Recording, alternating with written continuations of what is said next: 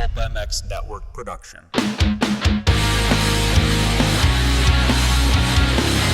Bringing you a cheeky Brit and an American YouTube racing sensation weekly.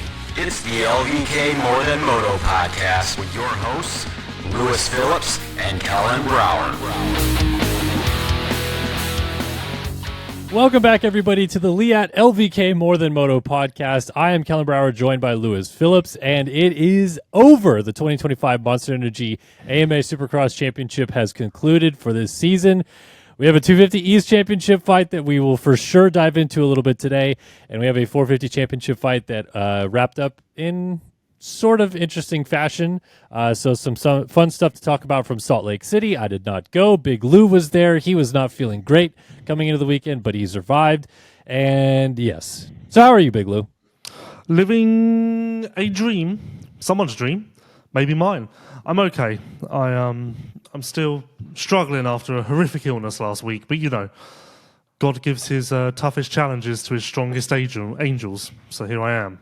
I think the most underrated thing about you being in Salt Lake City in the first place that no one will ever talk about is the fact that you got on a plane feeling that bad. So what was that 5-hour journey like?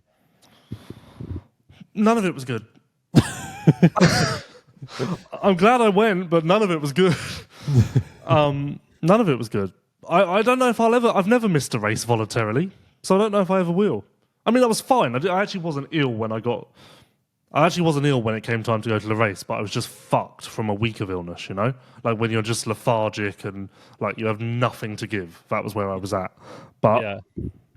I skipped press day, sorted myself out, came in clutch for post-race interviews, which is obviously our time to shine. So did what I could.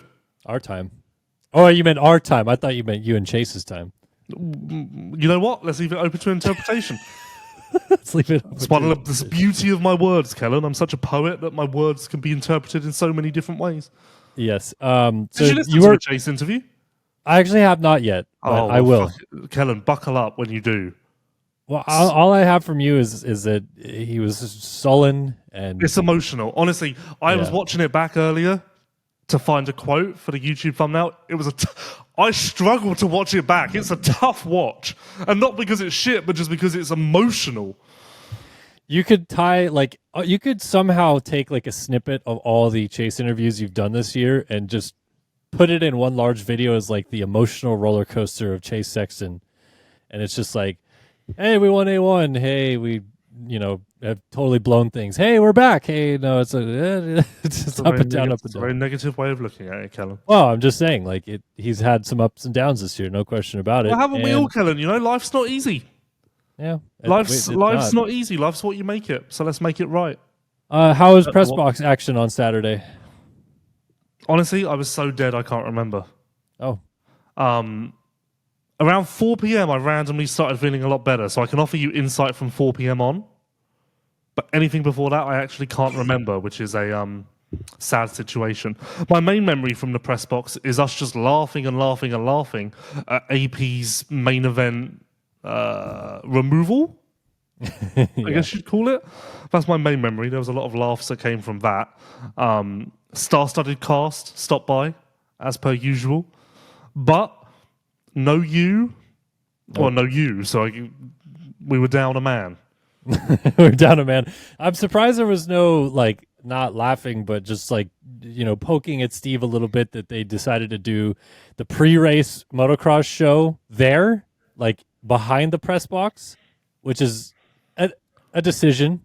I mean, it's cool, but I don't think I would have ever expected they'd pull that together, and they did. So why? What's the poking? Well, just see you in 2 hours, Steve, and you got to go do something else. Well, it's not race day live, so I could make a joke here, but it would be inappropriate, so we're not going to do that. Okay. No, let's get into the show, shall we? We got a lot to talk about, and not going to waste much time. We'll tell you about Leatt, Racetech, Partzilla, and Namura throughout the show as per usual.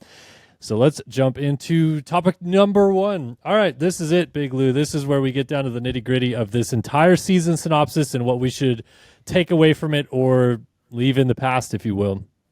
And here's my overarching question with it all. At the end of this, 2 points separate Chase Sexton, and Cooper Webb.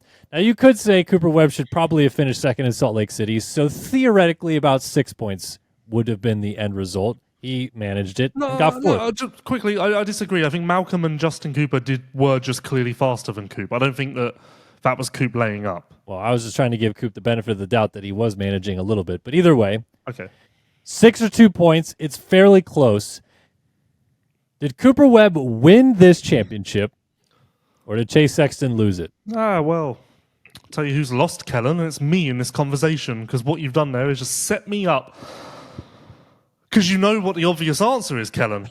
But you know I can't say it, because if it comes out of my mouth, it doesn't work. He would accept it from you, though, I think. Who's he? You know. No, I'm saying the YouTube comments. Because Oh, technically, if you say that Chase Sexton lost it, that's actually disrespectful to Webb. Can both be true? Yeah, because they are, aren't they? Yeah, that's what I'm saying, yeah. You can't. Can you have one without the other? I guess you can if the rider that just won every race and was untouchable. But if you have a battle, the rider that lost had to have lost it for a reason. And there is multiple reasons with Chase, but equally the rider who won it had to win it for a reason, and there are multiple reasons in that angle as well. So I think that both are true. We can do a 7-minute topic on both sides. If you want to lean to one more than the other, I don't know if you can do that either, because did Cooper Webb win this title? Yes, he did. In Foxborough with that last lap, even more poignant now than ever. In Seattle by finding a way to out-duel Chase when Chase was doing the bigger jumps and was seemingly faster. Those two stand out. Pittsburgh, of course. Those three stand out to me. And then on the other side, Chase with Arlington, as dumb as it sounds, tipping over in the sand in Indy now is something worth referencing, because that's 2 points in itself. Daytona, I guess, as well. You'd point to that. So yeah, it can all exist at once. Yes. Well, that's kind of what I was trying to get with this whole topic in the first place, is that there's going to be a lot of pointing fingers. And I think for the most part, what I'm actually happy about from the fan feedback is there's been a lot of credit given to Webb for how he was able to figure out a way to win this title. Again, going back to when Jet and Tomac went out of the series, it seemed like there's a lot of push of like, oh, Chase has got this. He's going to be the fastest guy every week, and he'll figure out a way, and blah, blah, blah, blah, blah. And the fact that Coop even got, this close in the first place, having coming off an off-season crash, and now we know the extent of his thumb injury, like, he deserves a ton of credit. But Chase Sexton for sure also takes a ton of blame, if you will, for finding ways to give it up the way that he did and the amount of points that he handed over when he probably shouldn't have. Let me ask you this, from the topic of many people's discussion this week, was obviously if you go back and somehow change Arlington result as a whole, Chase Sexton wins this championship. But I want to ask you, if you do change that, does this second half of this championship plays so much differently, does it not? Like, Cooper Webb would have won the races that he did, but would he have not also found a way to rise at different places too? Yeah, and then on the other side, you could argue that Chase rides at his best when his back is up against the wall. So if his back wasn't up against the wall, would he have performed as well as he did through the 4 of the last 5 rounds? So you could play that game in both angles as well. In that post-race interview with Chase, this conversation actually played out a little bit, because he was letting his emotions play out in real time, and he actually didn't know that he'd lost it by 2 points until I very unelegantly threw it in his face. And he was like, you could tell he was very aware of like the YouTube comments for social media people saying he's a crybaby when he complains, because he said, like, I can't remember what he said exactly, but it was basically something along the lines of, everyone's going to say I'm a crybaby, but 2 points. Like, is it wrong to think I deserved it? And I said to him, no, like, you can say, congrats to Coop, he deserved to win the title, but I feel like I did as well. You can say both of those things and feel both of those things, and that is perfectly acceptable, because at the end of the day, 2 points means you did deserve the title, you just came up just short. Mm-hmm. Yeah. Very interesting, even with this thing done. Very interesting psychological game throughout the season, and even now analysing it in retrospect, there's an interesting psychological element to it. It's almost a trip, the way this played out, and now the way that both riders have to manage their emotions and the fallout. We can one thing we can put a bookend on with this now is we sort of like theorized mid-season if Webb does find a way to win this third title, and I think at that point he was almost up 15 points or whatever it was, that if he finds a way to win this title, now he's a 3-time champion. It's an interesting discussion, obviously, when you even compare him to some of the people that he's racing against now in terms of his legacy standpoint. But now he's a 3-time Supercross champion, 30-plus wins in the class. Like, there's no question he's an all-timer, but how all-time is Cooper Webb at this point? I mean, do you put him above James and Chad now automatically? To me, I would. He's definitely in the Chad ballpark. To me, he's not in the Stewart ballpark yet. I think that, and I don't know this, I'm actually just processing this now, but subconsciously, I think I put more weight into main event wins when I do titles. Yeah, I'm starting to realize that with a lot of fans, though. In general, people are saying, like, the legacy that obviously Stu has left behind is just like raw speed and balls to the walls types of wins and stuff like that have really defined a legacy of him in the sport, whereas Webb has found a gritty way to win these titles, but it maybe doesn't have that same lasting effect on people as like, oh, Webb dominated, man. 3 titles, he was insane kind of thing, Well, I think also the main event win list is so fluid that it gets referenced more on TV and stuff. So maybe that brings it to the forefront of people's minds just because it exists more. Whereas realistically, we get one minor, in most cases, notch on the championship pecking order each year, so it's like almost irrelevant, whereas a main event win list can change rapidly in 17 rounds, so it dominates conversation and becomes much more relevant. Rightly or wrongly, I think that does play a factor. But yeah, going back to the original, I think both can be true. I mean, Cooper Webb finished in the top 4 at every single round except for one. That's ridiculous. In my opinion, that right there is why Cooper Webb won the championship. If you want to find a stat that really leans into that. But in that contrast, also, I was going to just jump in and say that can also be why people poke holes in this Webb title in general, because he got that 7th at A2 when everybody was on the track.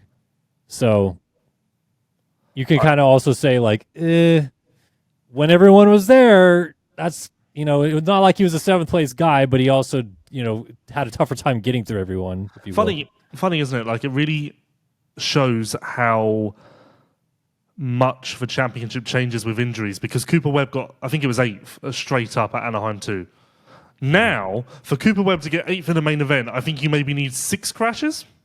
Yeah. Who Like, got this 8th is the this same week? Oh, championship. Dean got 7th. Like, Dean wasn't, there's no chance Dean beats Cooper Webb. Yeah, I think Justin Hill was 8th, and I couldn't even tell you. Justin Hill was 8th and 35 seconds behind Chase Sexton. So, yeah. 17 crashes from Webb now to get that position. Sorry to cut you off. Continue on your Chase Sexton point there. I honestly can't remember making a Chase Sexton point. Oh, well, you said sorry. you were talking about Cooper. In contrast, Chase was out of the top 4 at 4 of the rounds. And I mean, simple math tells you there's more than 2 points there. There's 8, 10. So there you have it. But then again, as I said, when it comes down to 2 points, you can literally point to, oh, he tipped over in the sand in Indy. There's your 2 points. Oh, in San Diego, if I remember right, San Diego, he crashed on that one. It was a phenomenal ride through the field, one of his better ones. And he was right on Hunter at the end? Yeah, Hunter. Yep. Okay, that would have been 1 point because it was a difference between 6th and 5th. But still, that would have put him one little step closer, and you could probably find another instance like that where he was right on someone at the end, and it didn't really seem like a big deal at the time, but that would have been the 2 points because we're working with such minute margins here. Yeah. Do you think, on the flip side of legacy argument with Webb, that this loss for Chase, irregardless of where he goes from here, because he could go on and have an amazing career beyond this, but does this hurt his legacy at all? No, I think it builds it, because I think that this year 7 wins is a tally that will be referenced a lot in years to come, because that's one of the higher win totals in a season.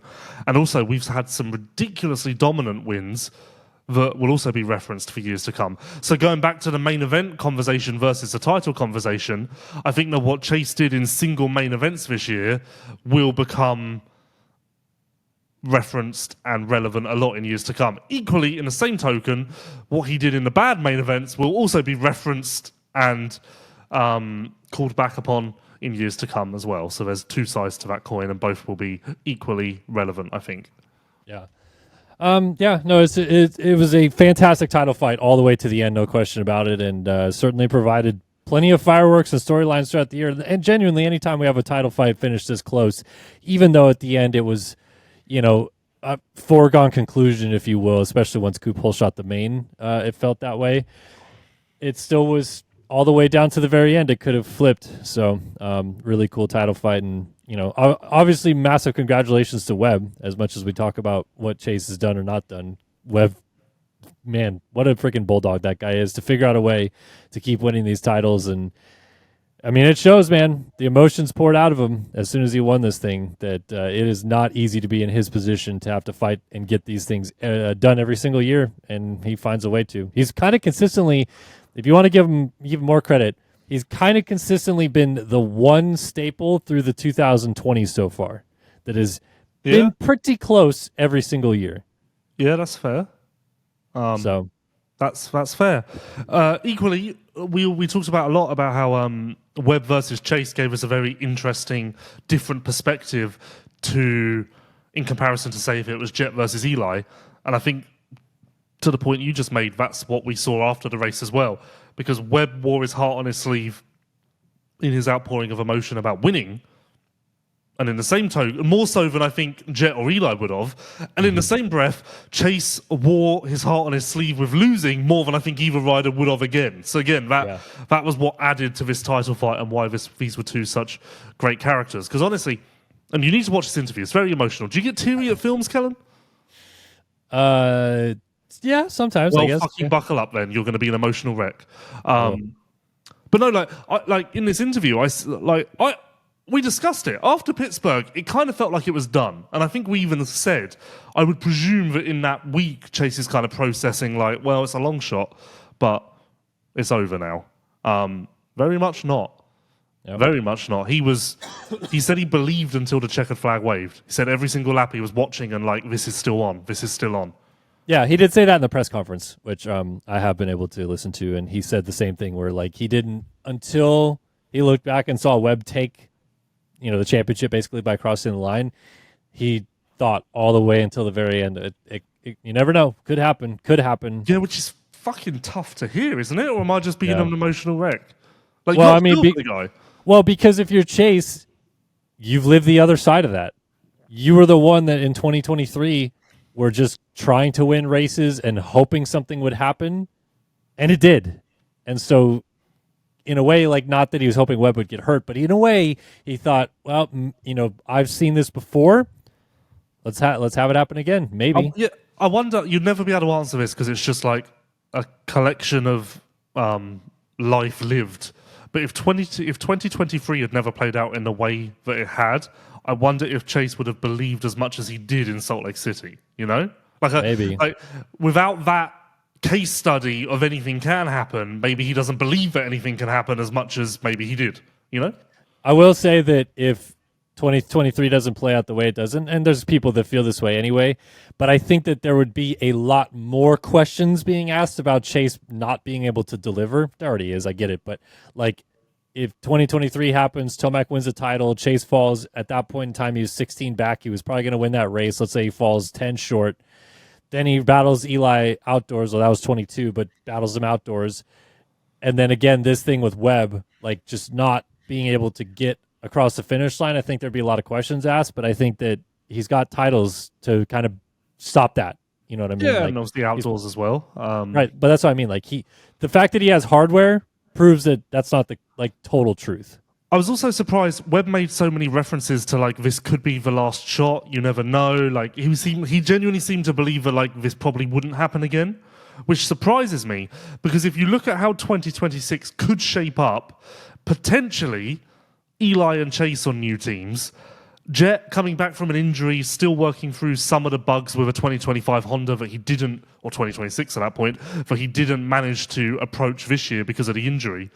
Arguably, very, very early and very, very surface level, Cooper Webb is going to be in a much better position entering 2026 than he was in 2025. So like, I think there's a very clear pathway to Webb getting a fourth title. Not clear as in it's going to happen and give it to him now. But I think it's a realistic pathway to Webb's fourth title. But to play into Webb's words a little bit about maybe I'm not the best, maybe I'm not. I think he literally said maybe I'm not Chase Sexton or Eli Tomac or Jet Lawrence. I'm pretty sure he said that in the post-race press conference. Yeah.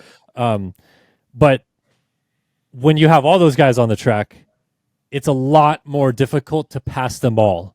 And yes, his starts were coming around towards the end of the year, and he was a lot better in just raw speed in that department too. But I think even he knows I can beat one of these guys straight up, but if I have to pass three of them to get to the other guy, that's really difficult. And I think that's what's probably weighing on his head a little bit with that, and knowing that like this opportunity is not something he can take lightly, because it's going to be even harder if they're all still there next year. Yeah, I guess. I mean, you never know what will happen, injuries, all of that sort of stuff. You never know. But I certainly wouldn't count it out, which is obvious. I'm not counting him out at all. No. Again, like he's going to be, maybe not my clear favorite, but definitely, a worst third favorite going into next year. Like you can't say that about him anymore. He's a 3-time champion. He's 30-plus wins. So anyway, yes, fun championship. I am good with this topic if you are, Big Lou.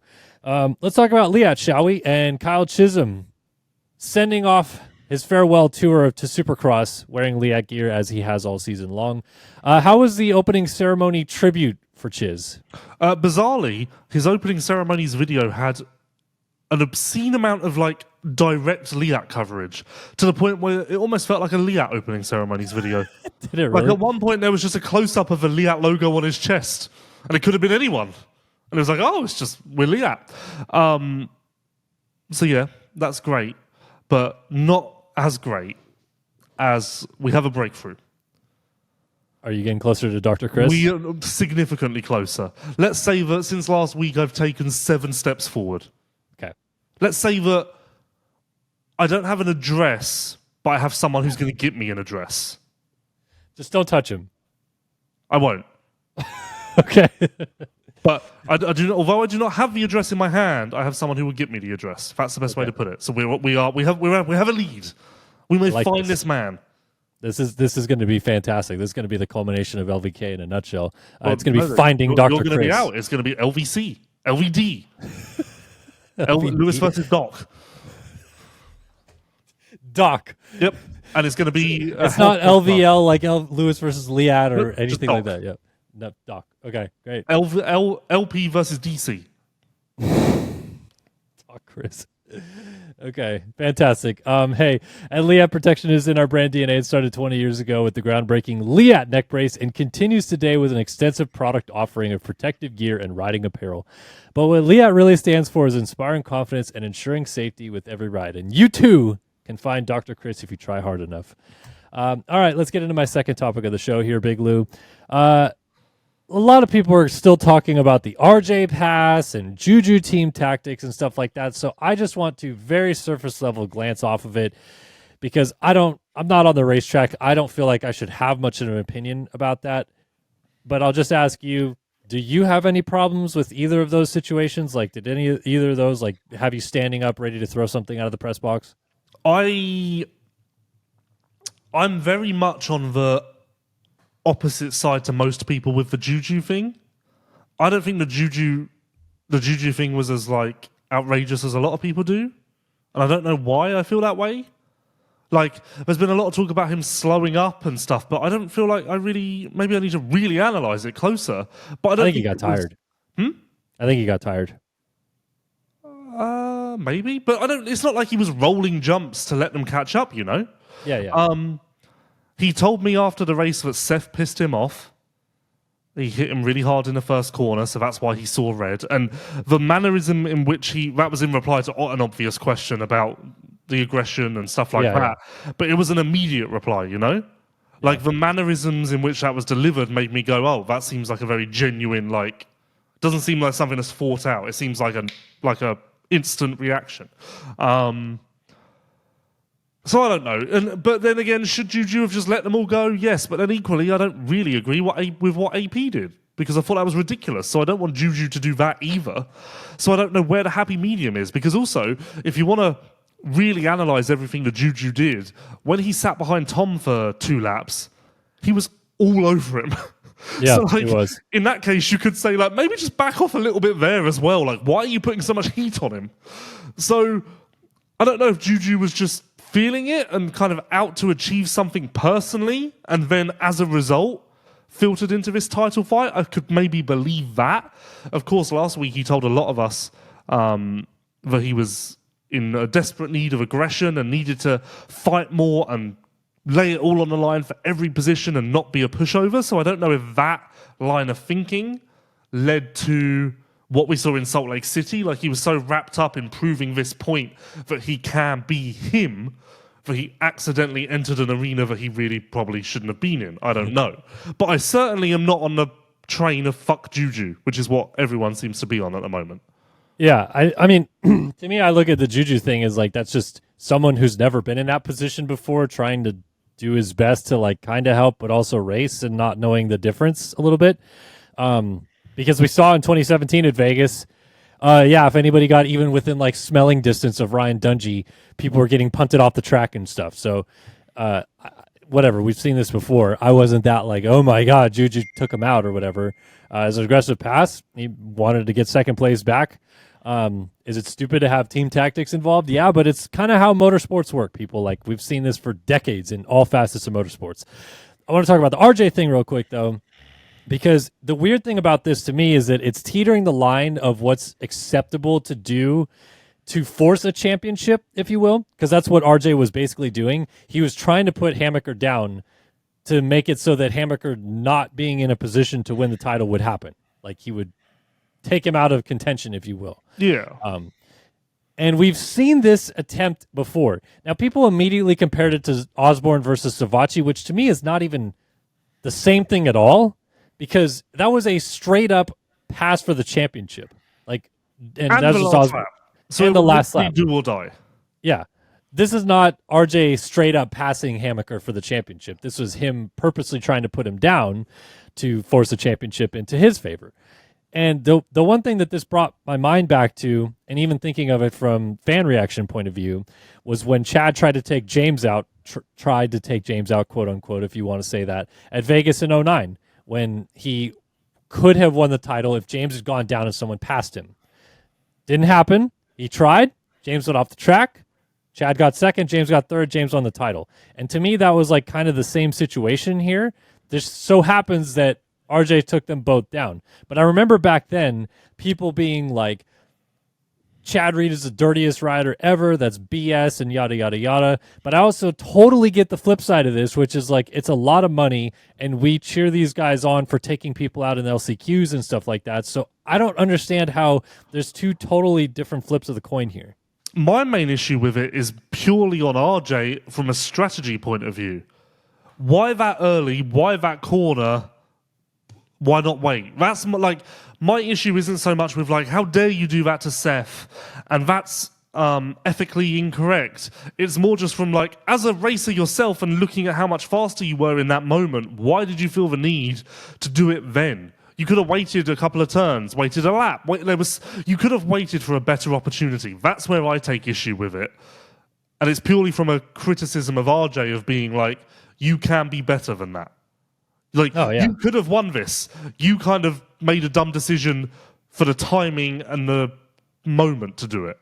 But ethically, I'm just asking, are you for taking a guy out, not hurting him, just straight up taking the front wheel away from him in order to force a championship? Yeah, anything goes. If you're close enough to win the champ, I mean, nothing ridiculous. Nothing. I'm trying to... It's funny because in a way I look at it a little differently in 250s than I do 450s, because I'm now trying to imagine Chase doing something like that with Webb, and I think it would go down a lot worse than it would, RJ and Seth. But I guess that's because in 450s the personas of each rider are so much more out there, so you're more attached to a guy and there's more story behind it. Maybe that's it. I don't know. But in 250s especially, I kind of feel like anything goes. And it had to happen. And I think, for the most part, we all thought it was going to happen. It just ended up looking a lot more dramatic than it needed to. In retrospect, the biggest mistake from both riders was, and I don't know how this looks ethically either, but RJ especially had an opportunity to kind of block Tom when Tom went by. RJ was literally just starting to move his bike, so he could have shut Tom down and made Tom roll the finish. So I wonder if either rider is looking back now like, yeah, I probably should have just crossed the line there, and then I would have been in a much more favorable position. Yeah.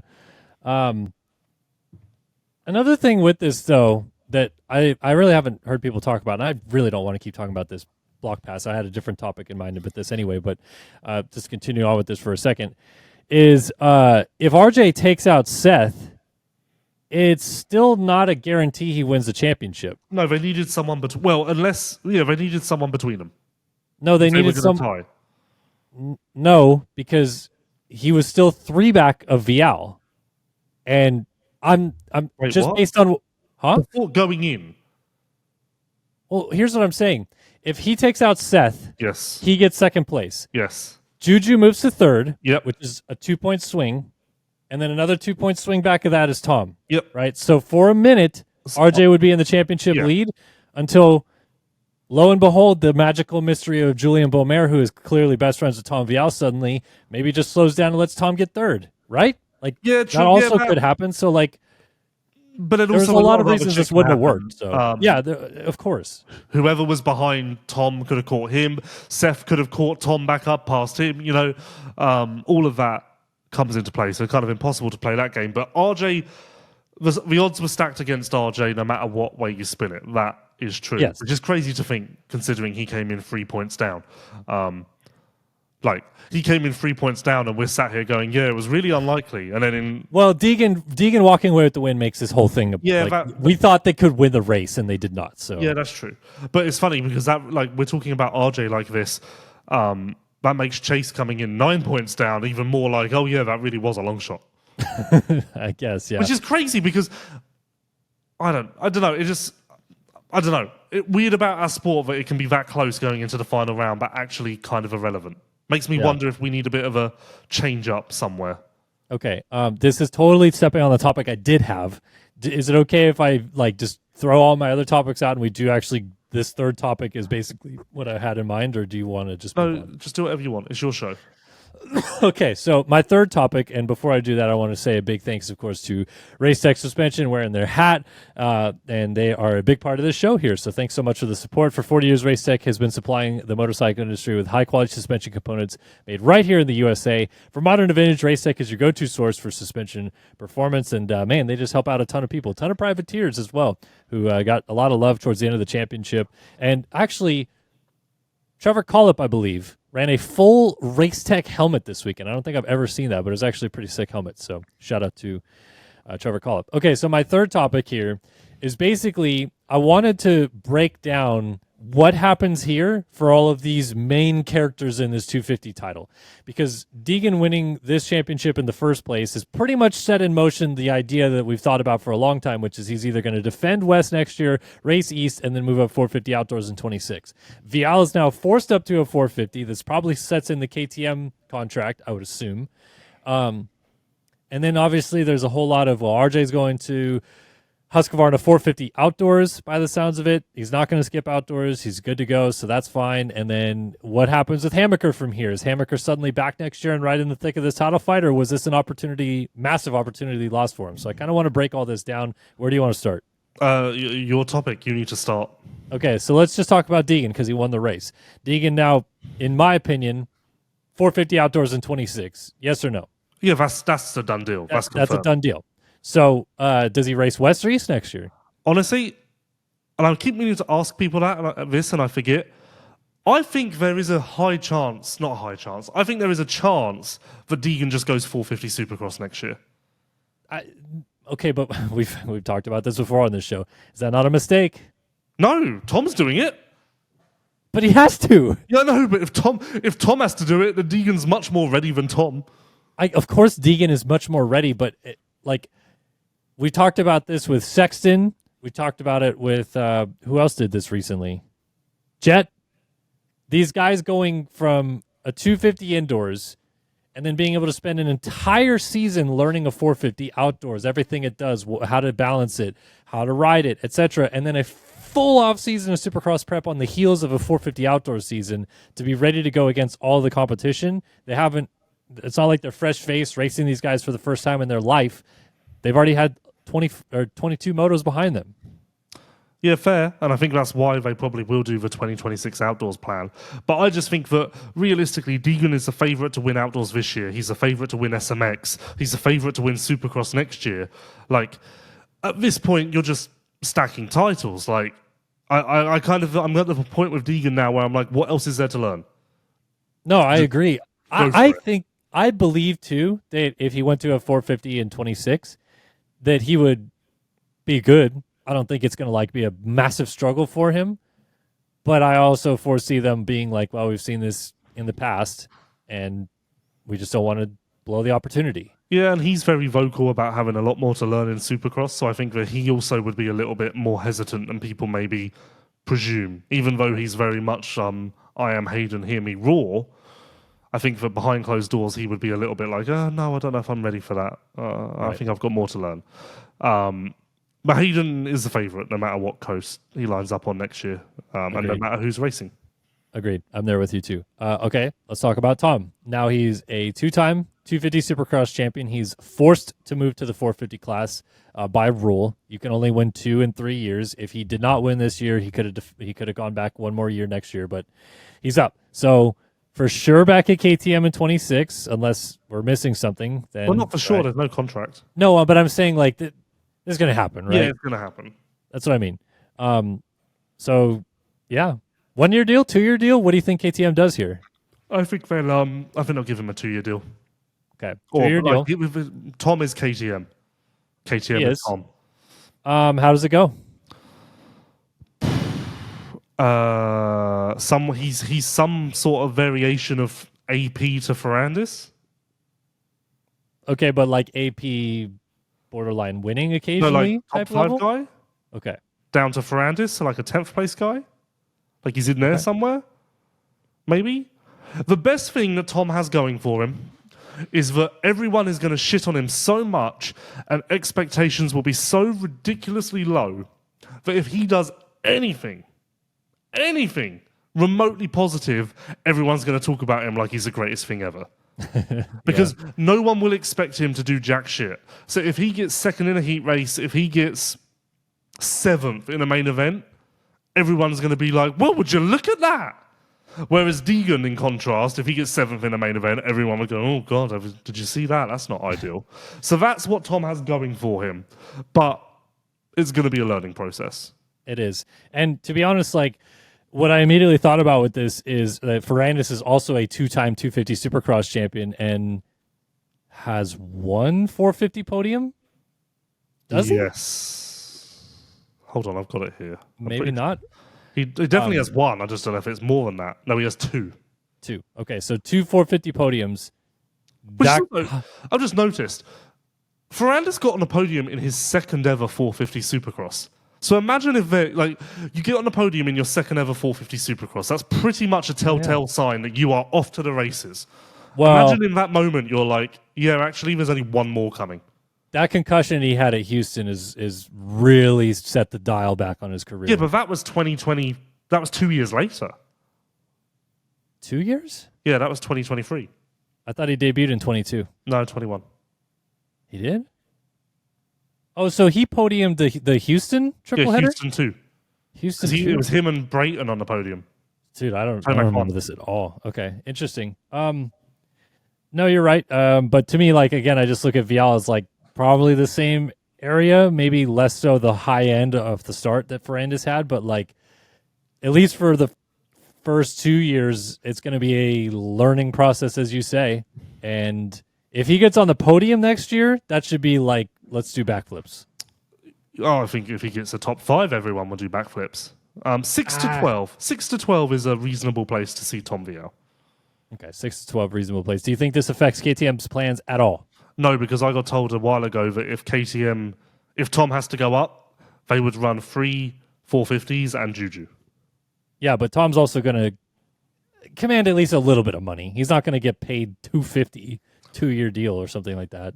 No, but I got told that's the plan. I think Tom's probably not on cheap money now. He's a 2-time world champion, Supercross champion. He's KTM. Yes, but this is the end of his 4-year deal that started in Europe.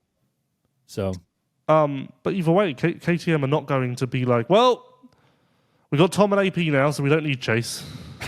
well, you know what I mean, like just in general. Because, okay, so let me ask you this then. Again, we're just way deep in the weeds here. We assume Chase is not coming back to KTM. It's still up in the air. I don't think we can assume anything. Nothing's signed. Let's say Chase doesn't go back to KTM then. Let's stop assuming and just say it happens. If Tomac says no to KTM, do they just run Tom and AP? Well, if they don't get Chase and they don't get Eli, then who else is there?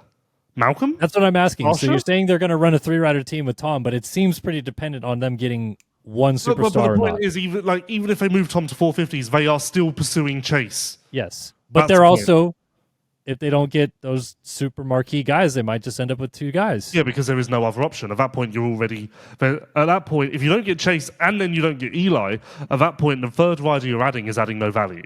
The point is, the value that Chase brings is something that no other rider can match. That's the value. Yeah. Okay, so we know the Tom plan now.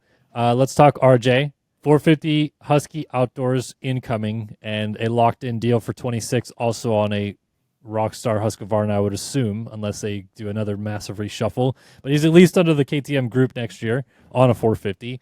How do you foresee the next year and a half of RJ going? I honestly have no idea.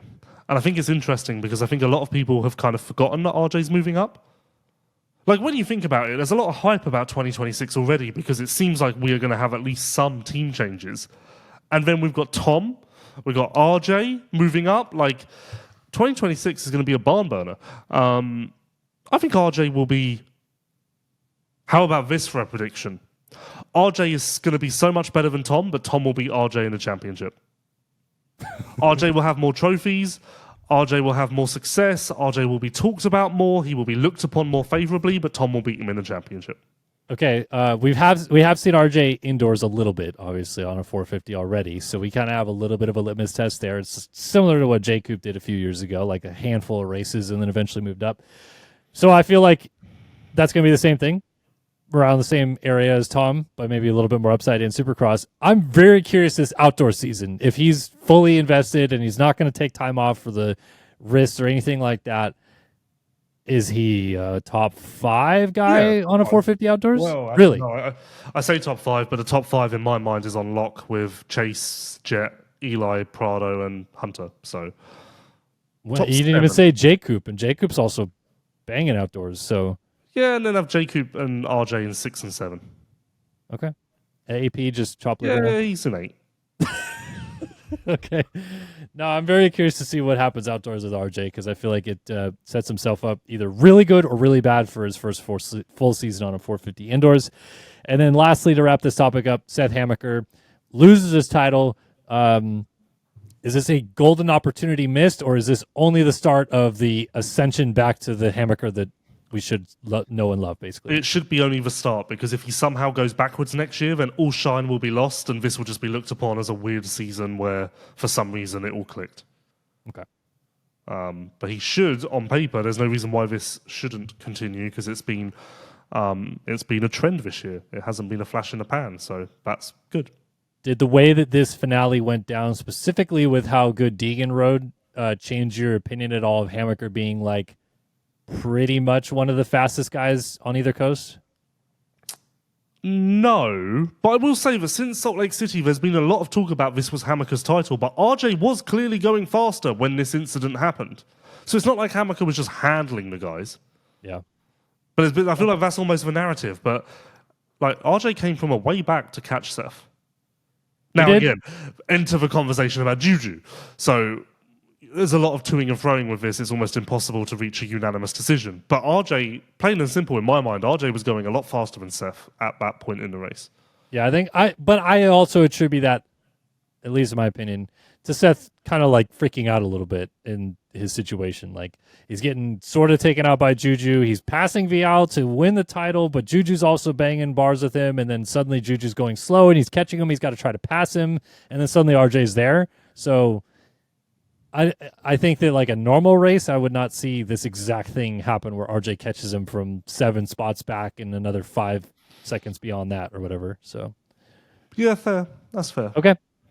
All right, that is my third topic concluded. Want to give a big thanks, of course, to Partzilla. Partzilla.com is the premier OEM parts dealer and distributor. They sell OEM parts for Honda, Kawasaki, Polaris, Can-Am, Suzuki, Arctic Cats, Sea-Doo, Ski-Doo, and Yamaha motorcycles, ATVs, PWCs, and snowmobiles. Visit Partzilla.com to see their extensive line of parts and accessories. And just give you a quick, rapid reaction here, Big Lou. Mitchell Harrison ends up 20th in points. He's the second highest Kawasaki. A through F, give me a grade for Harrison this year.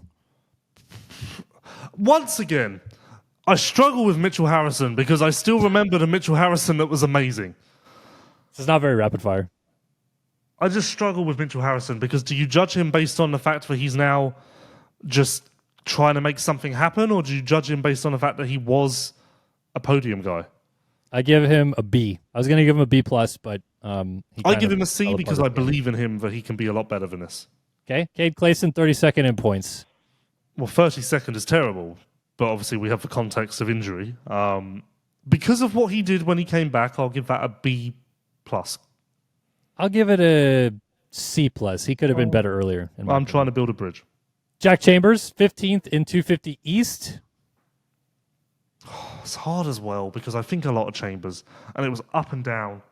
I'll give him a C because I think that he nowhere near tapped into his potential. I agree with you, but I'll give him a B- for the benefit of the doubt of first full year racing Supercross again, and he finally started showing promise towards the end. Preston Baseflug, 39th, only a handful of races. I feel like we could give a no grade here. Yeah, we'll give him a U. A U, okay.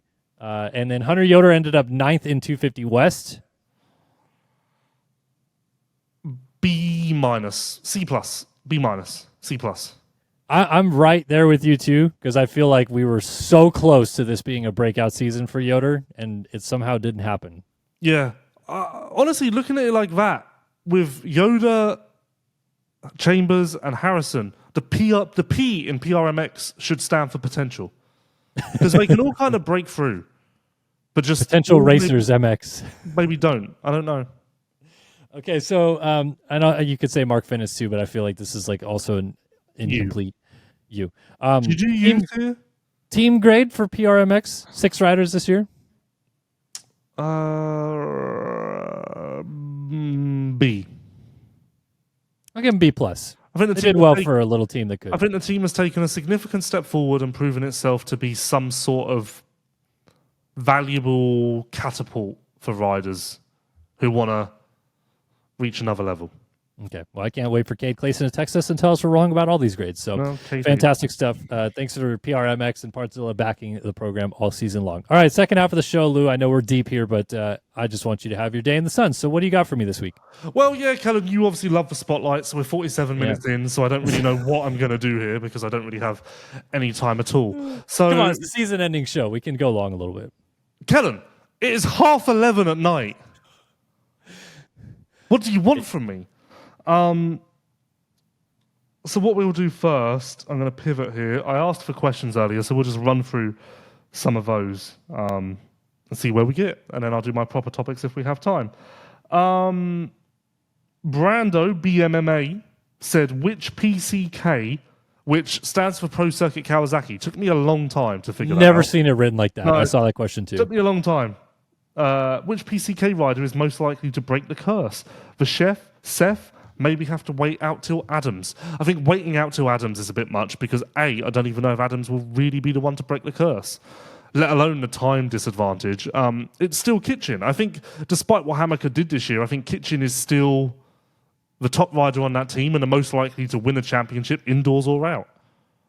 Yeah, no, I'm with you. I think there's a case to be made that if he's a foot left on that single that sent him over the bars at Daytona, he wins his title this year based on raw speed. Yes. We saw what he was laying down in the first 2.5 rounds of this championship, and I think it was only going to get better. So, yep, I'm with you, Kitchen. Okay, nice and easy. What about this? What's Seth going to do outdoors? Because we have not seen Seth outdoors. Yeah, I was thinking about this Sunday after the race. He's actually talked about it quite aggressively. He he said in my interview, I mean, of course you're going to say this, but he wasn't like, outdoors is going to be a process, it's a learning year, got to get my feet back under me. He was like, now I'm looking forward to showing everyone what I can do outdoors. So, well, here's what I'll say about him is the best thing that he has going for him is that his training partner is Chance Hymas. And we assume, I believe at least, that Chance Hymas is going to be at least some sort of factor in this outdoor title. Is he going to win it? I don't think so, but based on what we saw last year, he certainly should win motos again. He should win overalls again, so he's going to be close.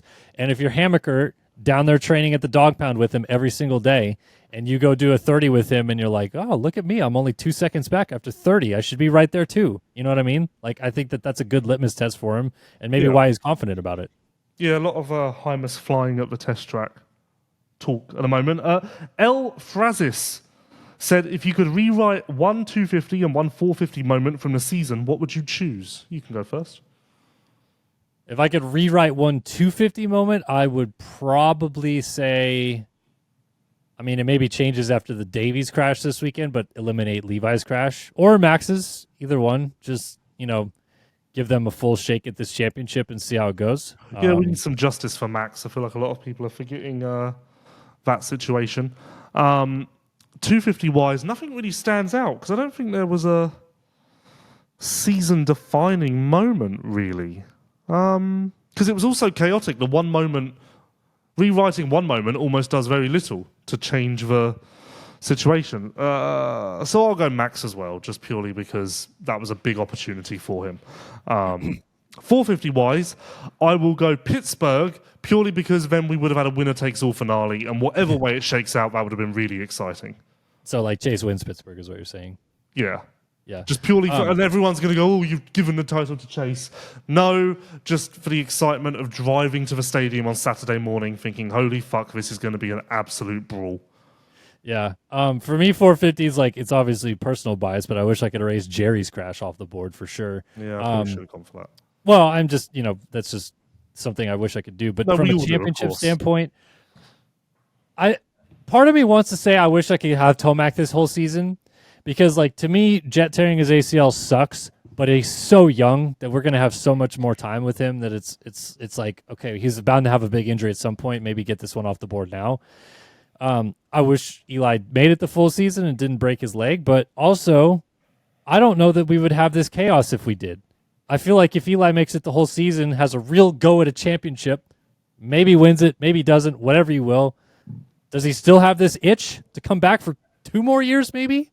And suddenly we have the silly season ever? You know what I mean? Like, it's kind of played out interestingly that way. All this talk about Eli, he's definitely not going back to Yamaha. KTM, Ducati, Triumph seems to be a bit of a long shot now, but whatever.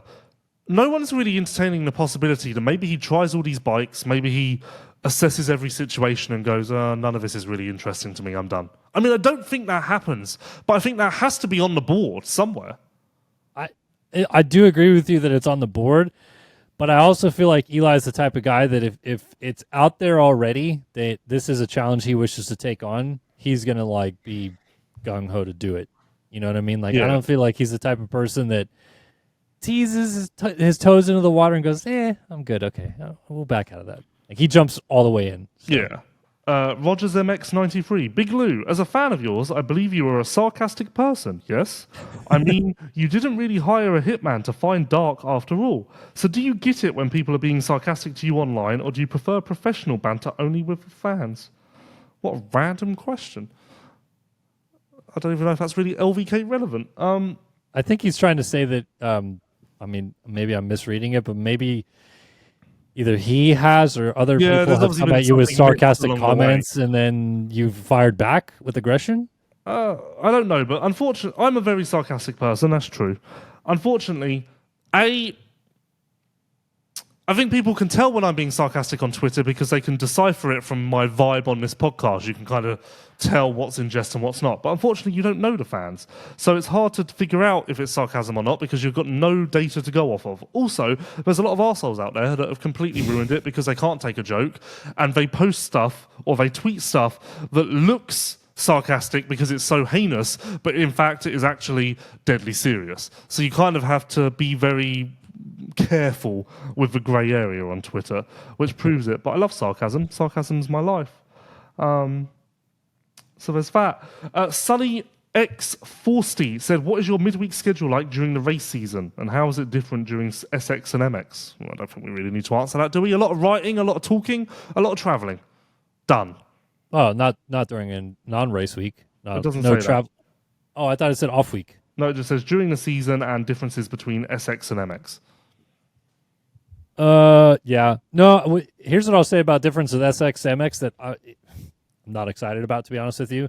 We have to travel a lot earlier / later in MX. It's just the way it is because some places you land and then you have a fucking 3-hour drive to get to the hotel or the track or whatever. Most of the Supercross races, it's like airport and we're at the hotel, airport and we're at the stadium. Like, it's just so much faster than outdoors. And don't forget, I fucking hate driving. So that's there as well. Spencer Cole 99 said, question for Big Lou, but would love to hear Kellen's side. Put yourself, he's written that like he's talking to a producer. We're not that elegant. Put yourself in AP's shoes. Do you help your teammate out in a championship-like situation, or do personal relationships go further in a scenario like this? I did not want AP to get involved. I just wanted AP to race normally. Not do anything out of line, nothing aggressive, just race and just see what happens. I've never seen anything like it. No, it's seriously like he decided at some point, like, I don't want to be involved in Chase and Webb. I also do not want to be involved in Malcolm and Jacob because he's kind of buddies with all of them. Obviously, he's AP, so he's friends with everybody, but he's been on the same team as Webb and Jacob before. He's now training with Malcolm. He's on the same team as Chase. Like, I feel like I would have felt similarly to how AP eventually chose to do it, but I don't know that... There's a better way to do it, though. There's a better way to do it. Like, he's just throwing the boat anchor out and just, like, literally almost pulling off the track is certainly a technique, but... Yeah, and, he let Webb go, let Chase go, then race. Very simple. Yeah, but I think he also did not want to be involved or have a say, if you will, in the Jacob-Malcolm battle. No, because I don't think he cares about that. I think he does. I don't think he cares about that. He was teammates with Jacob for 4 years, something like that. I made this joke in a press box, and then I also made it on the post-race show, and I'm going to make it again here, because why not? I asked him about the Chase-Webb dynamic after Denver and said, what the fuck are you going to do? Or, like, what do you want to do? And he said his main priority in Salt Lake City was to protect both friendships, plural. It turns out that actually... when he said that, he also meant his friendship with Malcolm, his friendship with Jacob, his friendship with Makarov, his friendship with Savachi. Turns out that actually there were many friendships that AP was very, very intent on not ruining in Salt Lake City. So, who knew? Speaking of friendships, so go ahead. Oh, go ahead. I was going to say, speaking of friendships, it's interesting to me that of all the people that came up to both Cole Davies after the Denver thing and then Seth Hammaker after this weekend, Joey Savachi, friends with people? Yeah, the glass half empty guy. He was just trying to prove to people, he was trying to tell everyone that, hey, it could be much worse. Yeah.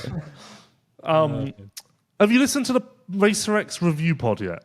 Yes. Okay, you can maybe help me figure this out. Mam486OG, which we've now figured out is not Sexton's mum. Is this the guy that hates me on YouTube? I don't know. This is Twitter. Anyway. Holy shit. I mentioned Big Lou Worldwide on the Pulp MX review podcast. There's some hate out there, but Big Lou, I love the way Chase talked about facing all of these guys that are going fresh into outdoors. What's your opinion? What does any of that mean? Is there hate on Chase? Is there hate on me? Why is the Pulp MX review podcast mentioned in this? Can you provide any context on that question? Was I mentioned in the review pod? Not that I remember. Chris Betts was, but I don't know. Okay, so there was no hate on me? Because that kind of said... I mean, maybe there's been so much talk about this Media Member of the Year award, so I'm sure Steve probably brought that up again at some point. And then I was very confused by this question. But I guess his what's your opinion is talking about outdoors. And I think Chase comes out very, very fired up outdoors because I think he wants to right the wrongs from Supercross. And I think that, or I know that testing for outdoors has gone very, very well. And he feels like he's made significant steps from last year, as only Chase would put it or thinks. He now believes that everything last year was terrible, and this is the golden ticket, and so much progress, and this is going to be amazing. So, it's good. Shane J. Borden, championship pie for 450 outdoors between Chase, Eli, Jet, and Jorge. I will go. So just those four? Yeah, I guess. Well, unless you want to put Hunter in there.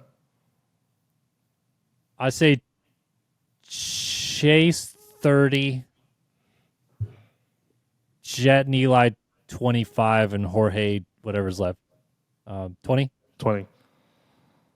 I will go Chase 40, Jet 40, Eli 15, Jorge 5. I think it's Chase versus Jet. I really do. I really, really do. Everest Cooper. Vial is the luckiest beneficiary of others' misfortunes. Deserved neither title, but found himself with it anyway. Neither. What's the likelihood he actually does anything meaningful in 450s? We'll ignore the last part because we did that. But the Vial slander needs to stop. It's ridiculous. How does he not deserve the title last year? Explain. I've seen a few people tweet me saying about the Birmingham track and how he benefited from a supercross Because there track. were no whoops. Yeah, I guess It was so. supposed to pour rain, and the track was part muddy anyway. But also, like, everyone raced that track. Like, Yeah. Hayden Deegan raced the same track, man. you're like, hey, sorry guys. Deegan and Vial started racing Supercross at the same time, and in their sophomore seasons, Vial beat Deegan straight up to a title. Like, Yeah. I don't know what you want They to do were with both this. on the ground in the first turn at the first round, and Deegan went further up than Vial did in that race. So guys, if you really want to shit on Vial, then in tandem, you're kind of shitting on Deegan a little bit. So This title, I guess you could say, like, yeah, kind of lucked into it in the last race, but also, if Foxborough doesn't happen, bro, he's 20 points up. yeah, so that's also a very good point. This almost there's that, and then also the other way to frame it is Hammaker and Hampshire scored points at every round. Vial effectively missed a round and still won a championship. But that's not he doesn't deserve that? No. I mean, I know RJ and Seth had their problems too, but like, yeah, Vial was consistent as hell, won a race. That win in Pittsburgh should have shut everybody up, and somehow it has not. That should have been like, oh shit, this guy delivers when he needs to. I agree. At Chad is pro. If Webb this is hard. If Webb races outdoors, what's his best moto finish? Third. Second. Oh wow. Let's see here. Did you make any adjustments while walking around the pits this season? No, I did not. You didn't walk taller? Nope. Bigger pep in your step? I feel like I had a productive. If you want me to look back on my season, I feel like I had a productive season. There were lulls for you too. Just There as were much as lulls. Chase had I did lulls, have a but- mid-season lull. I was very emotional. But I feel like Denver and Salt Lake City, I came in clutch. Maybe I don't know. Honestly, without the Chase interviews, maybe it was all a pile of shit. I think that kind of basically gave me something worth living for. You always have your PRs. That's true. At Dr. Lock 69, name one MXGP rider past or present you would have loved to see race full time in the States and why. Well, I think we've already done this, but yeah, so do we I. can. Ben Watson. Benoit Paturel. Okay. No one's talking about that, by the way. I don't know why. We'll do that. At Stalkbody, can you put in a special request for Chase to hire a full-time videographer during season and release weekly episodes? Appreciate it. I volunteer as tribute.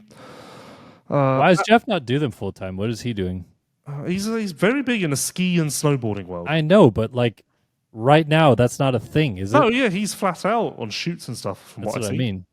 I just, yeah, okay. This is funny, no one will get it, but I want to acknowledge that this did make me laugh when I read it. Phil G, if Conrad beats Chase at Southwick, will he come to Preston Docks to seek revenge? That really made me laugh when I read it, but no one will get it. unless you're British, in which case you laughed with me. What did happen to Preston Docks? Preston Docks is just like a shitty British track that's on the British Championship calendar. Yeah, so but basically, revenge for what? Oh, you're saying they would come back to Preston Docks together? no, basically, if Conrad Beach chase at Southwick, will Chase be like, fuck him, I'm going to go on his turf and deliver an arse whooping? Oh, okay. I thought that the whole thing was Watson would come back to. Never mind. I misread Watson isn't involved. Where have you got Watson from? No. What? You just said you thought the whole thing. Conrad. No, I'm sorry. Conrad would go back to Preston Docks by himself, is what I interpreted it as. Schmorsky 281. Which version of Steve would be more unbearable? Failed media member of the year winner Steve, or Leafs win the cup Steve? I mean, I know. Failed media member of the year Steve is going to be all. It's not even close, because Leafs win the cup is just like his little circle of friends that he knows that like the NHL. He's going to be doing backflips with, and then he'll bring it up on the show 2 or 3 times that the Leafs are the greatest team of all time, and then he'll move on. But you bet your ass if he wins the Media Member of the Year award, every journalist that comes on his show or every race review podcast that he does is going to have that mentioned. So true. At Mike Crabble, have you started hydrating for outdoors yet? No, not quite. That was one of my topics. That was one of my other topics. Your relationship seemed to crash and burn after about 2 dates. Have you considered a monster girl? You miss 100% of the shots you don't take. I've considered a monster girl. A monster girl hasn't considered me. We don't have. You're not doing well with the misses. That's such a fucking stupid way of putting it, Kellen. Finally. But no, in all seriousness, why the fuck would a monster girl even say hello to me? I don't know, man. Dieter Lassert. I mean, you may as well fucking ask the question, Lewis. Why don't you go out and pick up $1 million? Oh, well, it's kind of not really realistic. I mean, anyway. I've seen monster girls with less good-looking guys than you. They've probably got some sort of serious issue. At Dieter Lassert, non-moto. We'll end on this because this is the last one. All right. UK The Office humour or USA The Office humour? Have you watched both? No. Surprisingly, I've never seen. How do we answer this Office. question then? I've never seen the UK Office, which is really surprising because I love Ricky Gervais. I think he's really fucking funny. And I love the USA Office. I really think it's really fucking funny. But I've never even thought about watching the UK Office. It's too old. I have a real thing. I think I've said this before. I have a real thing about like watching stuff that's, if it looks old, I just can't get into it. And I think the UK Office looks too old at this point. It looks too far gone. Whereas the US Office looks current still, so I'm like, oh, I'm all in. But the USA Office is very funny to me. It's very USA Office is very funny. I've only watched some of the UK Office, so I feel like I'm not a good judge of it. But I personally have liked the US Office version better. And we're talking about the show The Office for people who are like, what are you guys even talking about? I think Steve Carell is really funny as well. So Steve Carell can make me laugh doing whatever. Yeah, the whole show's good. I watched the whole thing. I don't know. Ricky Gervais is also very hilarious, as you said. So I don't think there's a win or lose. I think you could watch both and have a good laugh. Yeah, maybe I'll start my own version of The Office. Although whatever show you had on when I was at your place, I don't know, man. I'm out on that. I don't even remember that. There's some. It was probably YouTube. Three British dudes, and like they were going on adventures together, and it's very weird. I don't know what that is. I honestly have no idea what you're talking about. It has crossed my mind. I don't know how you do it, but I feel like we could have a very funny The Office style show of the press box. Just like a camera somewhere in the distance, and every once in a while, just I think it would be really stuff. funny, and I think you could set it up to be really funny, and I think people would dig it. But we'd also need a script, time, production crew, cameras, budget, time. So I think we pitched this to Feld. Then again, someone just told me to go and talk to a monster girl, so maybe we fucking do this as well. Seeing as we're all just talking fucking insanity. It could turn into. Have you ever seen that show, Impractical Jokers? Yes, of course I have. It could turn into like that, but the press box version. Via The Office also. I always said to Sewer that I wanted to do that with him. Really? Like, on a Friday at a GP, give him random tasks, like, and then film it like hidden camera. Like I always said that would be the best thing we could do. Like one of them I said to him was like, a fan asks you for an autograph, you sign it, and then you just don't leave their side. You just like, stand next to them and you just walk with them, and you just don't say anything. You don't say anything, and you keep with them until they question what you're doing. That's I actually think that'd really be fucking good. brilliant. I thought that's very easy to do because I just need to be filming with a phone quite far away, Easy. But alas, that's not obviously happening either, seeing as we're talking about crazy stuff. The fan question topics took a lot longer than I thought. We actually had a lot of questions, so well done, everyone. Thanks for that. A lot I didn't ask as well. Thank you to you as well. Try harder next time. I'm kidding. We can only get to some. So I guess we're done because we're way over time now. Yeah, I mean, if you want to do one more topic, I'm okay with it. But if you want to go to bed too, I understand. I mean, it's midnight. I'm yawning a lot. I mean, are we going to do a show next week to preview outdoors? Yeah, of course. Okay, well, I've got a lot of non-moto, so we'll save that for next week, seeing as it's a bit of an off-week show. Maybe that can be a bit looser and a bit more haha. Yeah, a bit more fun. Hey, we, not to pat ourselves on the back, but compared to our cohorts over there that also have a show where it's two idiots talking on camera, we've made it every single week, Big Lou. We have not missed a single week of shows this year. Yeah, and we don't have a producer. We do not have a producer. We're doing. Do you think that either of those guys would do a show at 11:47 p.m.? God, no. Yep. Nope, not at all. No, you're dedicated, Big Lou. This is why you are probably the front runner for Media Member of the Year in 2025. Well, let's start the campaign. Have you started? Have you already made signs? Got a running mate yet? Do I need a running mate? Could it be Chase? I was going to say I like Phillips Sexton 2025, like a big billboard. Can we get we need a fan to do that. What?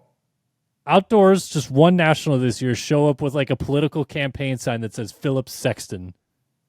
Okay. 2025. I'm not really Vote up now. on my politics, so I think that joke's not quite landing on with me. But I like the. You've never seen Trump Vance. Oh signs yeah, or I know. whatever? Yeah. Like Yeah, I those. like that idea. Do that.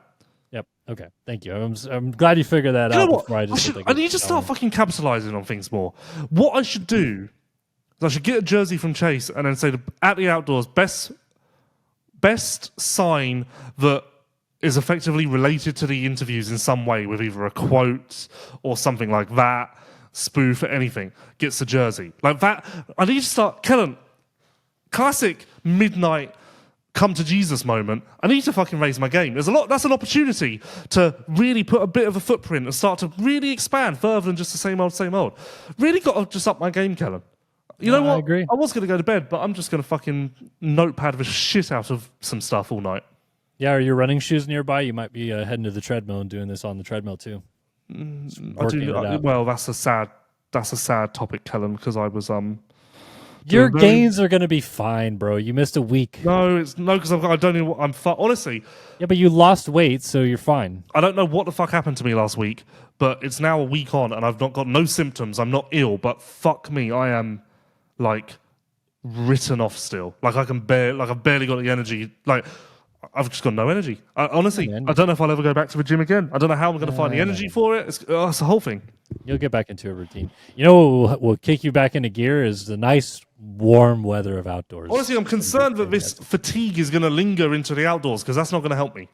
Please don't come into outdoors with Epstein-Barr. We don't need this.